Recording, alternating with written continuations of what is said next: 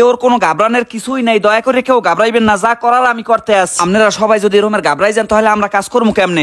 আমাকে মতো কাজ করতে দেন, দয়া করে কেউ কোনো হাই হুতাশ দেখাইন না। এ বেড়ারা তোরা এত ঘাবড়াই যাও কির ফ্যানে? ঘটনার পূর্বে যা ঘটছেলে বেই সানি এবার দেশে বিশাল সেলুন বরিশালে ফিতে টিতে কাটতে মোরা সবাই হাইন্দে গেলাম ভিতরে যাইয়ে দে ইয়া মস্ত বড় এক কেক মগো সামনে কেটা জানি দেশে আবার একটা সিল্লিক বাতি জ্বালাইয়া প্লাস্টিকের একটা ছুরি দিয়ে কেকটারে পোষাইতে থাকলাম উড়া দুরা। অতপর সানি ভাই এক পিস কেক উড়িয়ে মোর মোহের মধ্যে দিলেন হান্দাইয়া। মুই খাওয়ার পর বাহি অর্ধেক দিলাম হের মোহে, হে আবার দিলেন নেয়া বাইর মোহে। আলতো ভাবে কেকের উপর কামড় মারলেন নেয়া বাই। কেকে যেন কোনো ধরনের আলাপই পাইলেন না। ওদিকে মিরিজ আবার কয় মোরে লইয়া আইয়া হালার ফালারা কেক খায় এখন একলারা। আরে দর বেটা রাগুস নি, এত মানুষের মধ্যে রাগ হইলে হয়? অতপর কেক মোহের মধ্যে পাইয়া শান্তি মিরিয়াস নেয়া বাইরে খাওয়াই দিতে গেলাম, হে আবার কেক বুঝে অর্ধেক টিস্যু খাইয়া হেলাইস। অসাধারণ সেলুনের ডেকোরেশন দেখে মগো মনে হইলে যে এখনই বইয়ে পড়ি সার্ভিস লইতে, কারণ এরকমের সেলুন তো অ্যাভেলেবেল মিলিয়ন যায় না কোনো হানে। দেখছো মিরাজ সানি ভাই কি সেলুন দেশে মনে হয় যে কোনো চাইনিজ রেস্টুরেন্টের মধ্যে আইস। খবরদার ভাই একটা চুলও যেন কোনো কায়দা এদিক ওদিক হয় না, মোর চুল কিন্তু সবই হিসাব করা। দৌড়াইতে চলে আইলেন আবার মিরিজ জিয়া কয় এত সুন্দর একটা সেলুনে আইসি, একটা টিকটক মিকটক না করে গেলে হয় বেটা। সাইরে দিলেন বজপুরি গান, নাচতে লাগলাম মোরা সবাই সমান তালে। টিকটকের ক্যামেরায় বন্দি করে হারাইলাম সানিবের ভিআইপি সেলুনডারে। ও মারিয়া গোলে গোলে কত পদের যে ক্রিম মাখলে এমন হয় মাইয়েরাও জীবনে দেয় নাই। ঘুমের মধ্যেই স্বপ্নে দেখি যে মুই অনেক সুন্দর হয়ে গেছি। দাদু সোহে তো দেখি না কিছু, এত দোয়া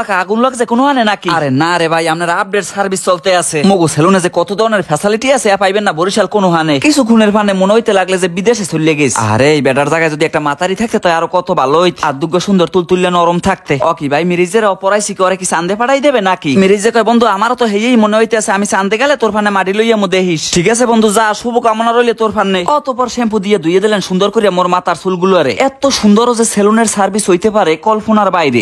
নখ গুলো পর্যন্ত পরিষ্কার করিয়ে দেয়। এর মধ্যেই মোরে আবার লইয়ে গেলে বডি ম্যাসাজের রুমে। ভাইজানের জিগাইলাম যে অ্যাকচুয়ালি আমারও কি বিদেশি মতো জাঙ্গি পিন্দে লইতে হইবে? বললেন যে না ওগুলোর কোনো দরকার নাই, এই ভালো দরকার আমি মেসেজ করামু না, তারপর আমি জাঙ্গি পিন্দে হইতে পারবো না এখানে। অতপর হইয়ে পড়লাম আরামে। জীবনে কোনো পরপুরুষ এই প্রথম আমার গায়ে হাত দিলে কি আরাম লাগে কেমন? কইলাম লাগে কিন্তু একটু হুর করে। ও শান্তি, কোন কালে যে ঘুমাই পড়িয়া স্বপ্নের জগতে আড়াই গেলাম হেই কইতে পারলাম না। কি জানি একটা মেশিন ধরিয়ে দিতে লাগলে মোরে থেরাপি মনে হইতে আছে যে ছোট গুড়োগারারে দিয়ে পাড়া দেওয়াইতে আছি। কত যে মেশিনারির কোনো শেষ নাই। এর মধ্যেই পাশের রুমে দৌড়াইতে চলে এলেন মিরিজ জিয়া। আইয়া কয় সুস্থ মানুষটা লই এলাম, আপনারা আইসিউতে থুয়ে দিলেন কা? হালার ফেলা কিছু না বুঝে আইয়া কি কয় আয় উল্টা ফাল্টা। বাংলা সিনেমার মতো সবাই এমন ভাবে দেখতে আছে মনে হইতে আছে যে মোর কোনো বড় চিকিৎসা চলতে আছে। আধুনিক যন্ত্রপাতি দেখে আমার গ্রামের স্বাস্থ্য বাইগ এই অবস্থা আর কি। ওদিকে তো তাণ্ডব দেখে আমি এদিকে হাই হুতাশে মরি যে যন্ত্রপাতি লাগাইলে এতে আবার কি নাকি। সর্বোপরি ব্যতিক্রম একটা সেলুন দেখে বরিশালে মগো ভালোই লাগলে। অনেক ধন্যবাদ জানাইলাম সানি ভাইকে। তিনি আমাকে জানাইলেন যে মাদ্রাসার যে এতিম বাচ্চারা আছে তাদের জন্য তাদের সেলুনের সার্ভিস সর্বদাই ফ্রি। তার এই কথাটা শুনে খুবই ভালো লাগলে। Hair haven